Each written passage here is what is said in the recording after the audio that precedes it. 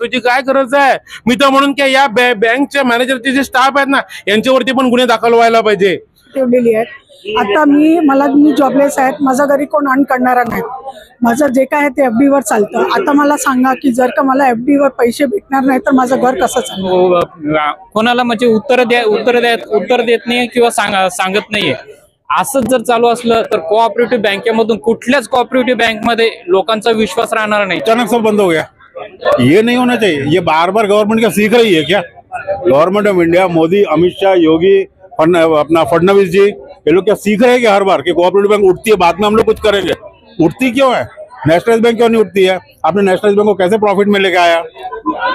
नमस्कार, आज आपण न्यू इंडिया बँकेच्या बाहेर उभे आहोत. पुन्हा एकदा 3 वर्षापूर्वी जी PMC बँकेची पुनरावृत्ती होती ती आता आपण इथे पाहू शकतो.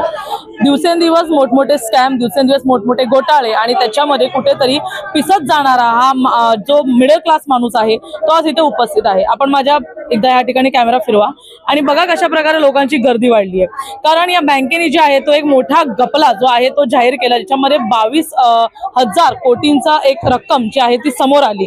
2 दिवसापूर्वी या बँकेच्या बंद होण्याची जी आहे ते आशंका सुरू झाले होते आणि हा बॅनर आपण पाहू शकतो. आपण जर कोणताही बॅनर छापायला जातो त्याला किमान 1 दिवस लागतो आणि या बॅनर छापाईमध्ये जेव्हा बँकेला कळलं होतं की ही परिस्थिती आलेली आहे आणि गेल्या 2 वर्षांपासून बँक जी आहे ती लॉसमध्ये चाललेली आहे, तरी पण काही लोकांकडून गेल्या काही दिवसांपूर्वी घरात जाऊन त्यांच्याकडून खातं उघडण्यात आलं आणि FD घेण्यात आली.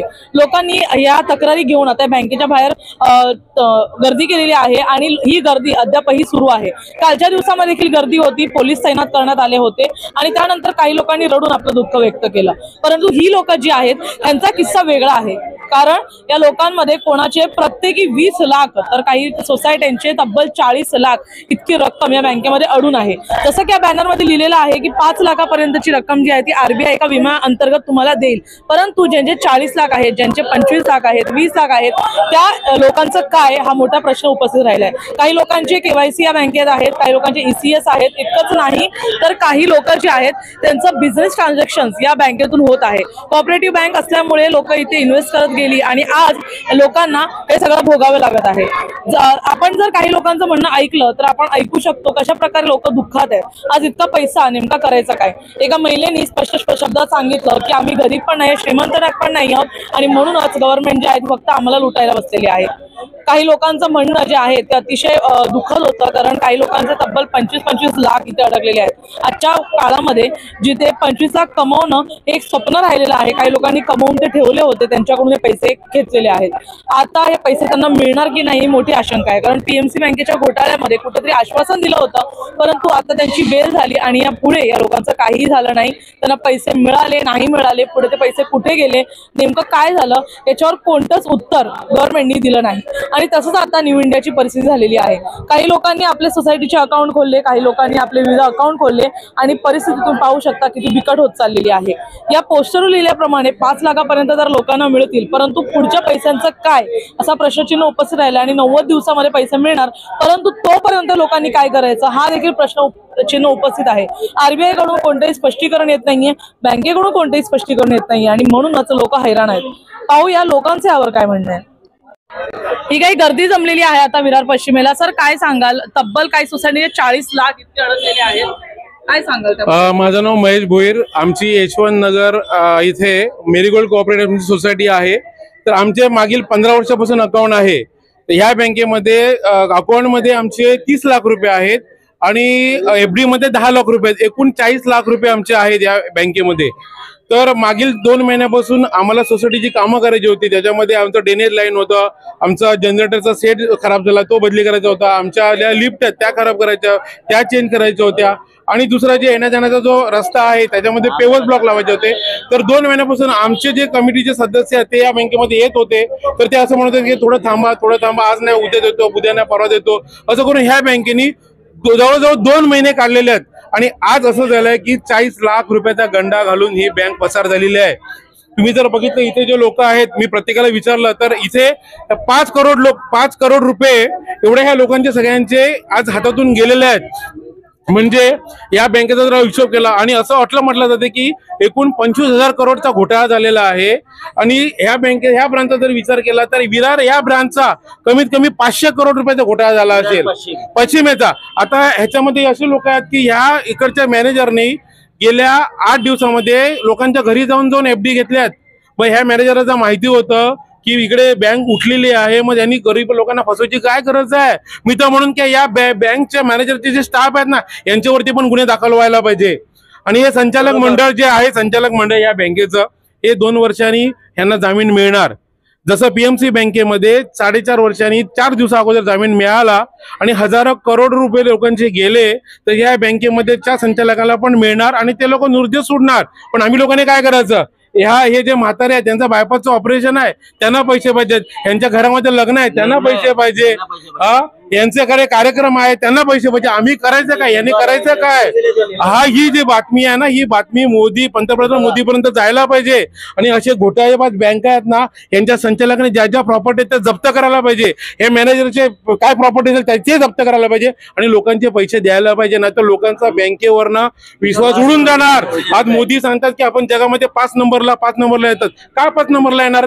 असे जर लोकांचे पैसे गेले 5 नंबरला नाही 50 नंबरला पण आम्ही नसणार आहेत. सोसाइटी का अकाउंट है जो कि इसमें 40 लाख रुपया है हमारा 3 महीना पहले AGM हुआ था, जिसमें कि हमारे सभी मेंबर ने संचालक लोगों को बोला भी कि अपना सारा पैसा इस अकाउंट में जमा न की जाए, थोड़े पैसे निकाल के किसी अदर बैंक में उसको FD करके रखा जाए. लेकिन संचालक लोगों ने बोला कि हमें पैसे की कभी भी जरूरत पड़ती है, इसलिए हम लोग ने इसमें रखा है, कभी भी निकालते हैं और डालते हैं. तो उन लोगों ने उसके आगे कुछ एक्शन नहीं लिया, वो पैसे जमा रह गए. फक्त 10 लाख खाली FD है, बाकी 30 लाख रुपया सेविंग अकाउंट में जमा है. अभी हमारे बिल्डिंग में इतने सारे काम बाकी हैं करने के लिए. अब हम लोग क्या करें, कहाँ से पैसे लाएं, कैसे काम करें. 150 मेंबर है बिल्डिंग के अंदर, उनको हम लोग कैसे संभालेंगे. आज पानी नहीं आया तो हमको पानी कहाँ से ला के देंगे उनको. ये सब हमें टैंकर का, लाइट का, सिक्योरिटी का सारे पैसे हमें भरना पड़ता है. हर महीने 2 लाख 2.5 लाख जाता है. कहाँ से हम देंगे, कैसे देंगे हम. तो हमारा यही रिक्वेस्ट है RBI से और प्रधानमंत्री जी से कि हमारे जो पैसे हैं, हमें रिक्वेस्ट है कि हमें मिलना चाहिए, हमें हमारे पास आना चाहिए ताकि हम अपना काम कर सके. मॅडम काय नाव तुमचं. माझं नाव भैरवी दवे आहे. मॅडम तुम्हाला माहिती आहे का फक्त 5 लाखापर्यंत. नाही माझी 20 लाखाची FD 20 लाखमध्ये आहेत. पण माझं फक्त एवढं म्हणणं आहे की माझी सिनियर सिटीजन आई आहे, त्याच्या नावावर मी ठेवलेली आहे. आता मी जॉबलेस आहेत, माझ्या घरी कोण अर्न करणारा नाही. माझं जे काय आहे ते FD वर चालतं. आता मला सांगा की जर का मला FD वर पैसे भेटणार नाही तर माझं घर कसं चालणार, मी कसं मॅनेज करायचं, माझं घर कसं करायचं. माझी आई आजारी राहते, तिचं आत्ता 3.5 लाखाचं ऑपरेशन करून झालेलं आहे. आपण म्हणतो की सगळे नातेवाईक येतात, पण नातेवाईक पण आपल्याला करून किती करणार. किती दिवस आम्ही हे सर्वाइव्ह करायचं. तुम्ही 90 दिवसाचा टाइम देतात, त्याच्यामध्ये तुम्ही 5 लाखापर्यंत देतात, पण बाकीचे उरलेले पैशाचं आम्ही काय आता घर विकायचं की काय करायचं. आम्ही काय रस्त्यावर येऊन राहायचं. जर का पब्लिक अशीच राहणार तर पब्लिक कसा विश्वास करणार. माझं म्हणणं असं आहे, नरेंद्र मोदींनी त्याच्यामध्ये दखलगिरी करायला पाहिजे. त्यांनी सगळं बैठक बोलवायला पाहिजे. इमर्जन्सीमध्ये त्यांनी काय प्रोसेस होऊ शकतो लवकरात लवकर सिनियर सिटीजनसाठी. कसं पण तुम्ही लोकांनी 60चा आम्ही टॅक्स पे करून पण आम्हाला सिनियर सिटीजनला काही बेनिफिट भेटत नाहीत. तर आपण सिनियर सिटीजनचे जे सेव्हिंग्स आहेत त्यांच्यावर तुम्ही रिलीफ करा त्यांचे पैसे, त्यांना लवकरात लवकर पैसे भेटावे. नाहीतर काही पण होऊ शकतं, त्यांचा लाईफची तुम्ही खेळू नका.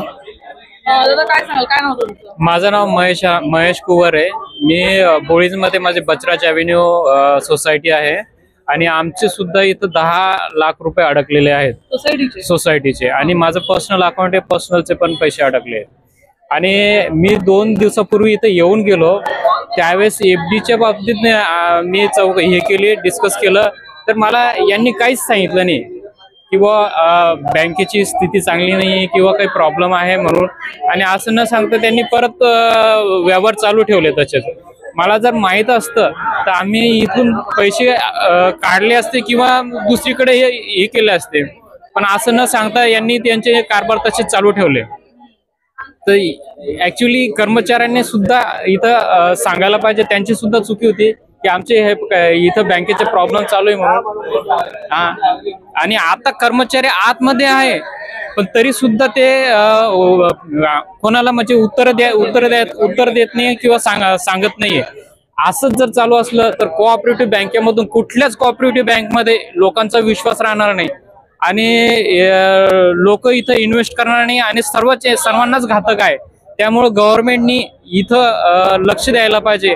आरबीआयला जर 2 वर्षापासून माहित होते की इथं जर प्रॉब्लेम आहे बँकेचे तर 2 वर्षापूर्वीच यांना पब्लिकला माहित पडायला पाहिजे होते.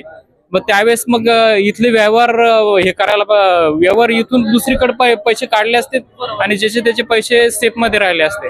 आता सगळ्यांचेच काम एकदम ठप्प झाले सोसायटीचे पण. आणि जर का तुम्ही सील करायचं जे तर तुम्ही त्यांचे पर्सनल अकाउंट सील करा, त्यांची प्रॉपर्टी जप्त करा.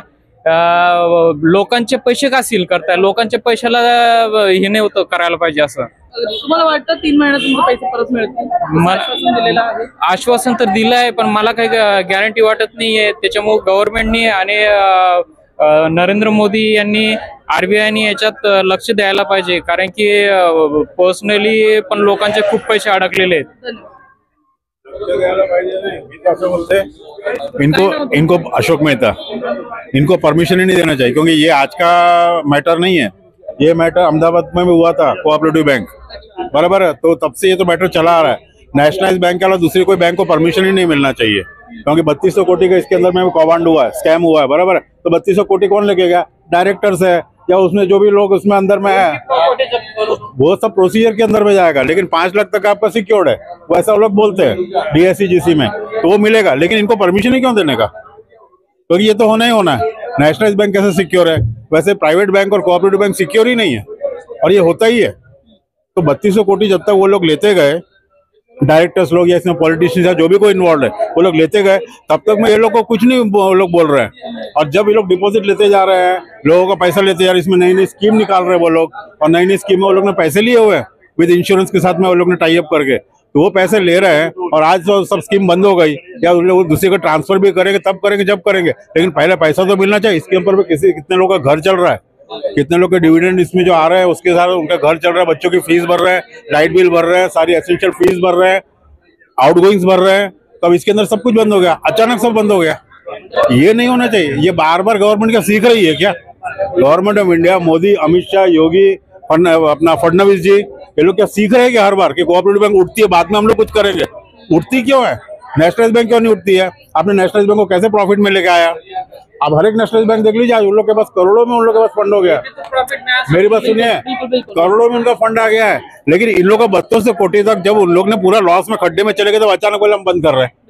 ये नहीं होना चाहिए. तो ये गवर्नमेंट ने बार बार सीखना नहीं है. गवर्नमेंट ने इसको देखना है कि ये प्रॉफिट में क्यों नहीं चल सकती, और नहीं चल सकती तो उसको बंद करो. लोगों को परेशानी क्यों? लोगों को परेशानी क्यों? जसं की आपण पाहिलं की ह्याच्यामध्ये जो एक मोठा आपण स्कॅम पण म्हणू शकतो, कारण जर आपण एका बाजूला असं म्हणतोय की बँक जी आहे ती प्रॉफिटमध्ये नव्हती आणि याच्यावर जे उत्तर दिलं मुख्यमंत्र्यांनी ते होतं की बँक जी आहे ती प्रॉफिटमध्ये नव्हती आणि त्याच्यामुळे बँक बंद करण्यात आली, डबगाईला जात होती. मग ही बँक आजच डबगाईला गेली का? गेल्या कितीतरी वर्षांपासून ही बँक डबगाईला जात होती. आरबीआयला माहित होतं, मग का लोकांना ह्याच्यामध्ये सावध केलं नाही? का नोटिसा काढल्या नाहीत? का लोकांकडून जाऊन FD करून घेतल्या? म्हणजे कुठेतरी बँकेचे संचालक असू दे, आरबीआय असू दे, हे कुठेतरी या सगळ्यांनी मिळून हा लोकांना फसवून एक स्कॅम केलेला आहे. पीएमसी बँकेमध्ये आपण पाहिलं तर काही प्रायव्हेट नावं समोर आली होती, काही प्रायव्हेट कंपन्यांची पण नावं समोर आली होती, ज्याचा फटका जो आहे तो विरारमध्ये देखील पाहायला मिळाला. पीएमसी बँकेशी रिलेटेड जेवढी लोक होती त्यांच्यावर ईडी लावण्यात आली. मग न्यू इंडिया बँकेला इतक्या हलक्यात का घेतलं जातं आणि आरबीआय का समोर येऊन अजूनही कोणतं ठोस उत्तर लोकांना देत नाहीये? आज दुसरा दिवस आहे, लोकांनी या ठिकाणी गर्दी केलेली आहे, पोलीस तसेच तैनात आहेत, आतमध्ये कर्मचारी आहेत, त्यांचं काम करतायत. मग का या लोकांना अजूनही आश्वासन नाहीये की 90 दिवसात त्यांचे पैसे परत मिळणार आहेत? म्हणजे कुठेतरी हा संपूर्ण स्कॅम गेल्या 2 वर्षांपासून सुरू झाला होता, परंतु लोकांना सांगण्यात नाही आलं आणि म्हणूनच ह्याला कुठेतरी वाचवण्याचा देखील गव्हर्नमेंट प्रयत्न करते. कारण ह्याच्यामध्ये कुठेतरी आरबीआयला देखील माहिती होतं की बँक डबगाईला जाते, परंतु त्याच्यावर कोणतं ऍक्शन झालं नाही. त्यामुळे येणाऱ्या काळात पाहण्यासारखं असेल की 90 दिवसात जी आश्वासनं दिली गेली आहे ती पूर्ण होतात का, की पुन्हा एकदा नागरिकांना इथेच गर्दी करून आपले पैसे परत मागायला यावं लागतं. धन्यवाद.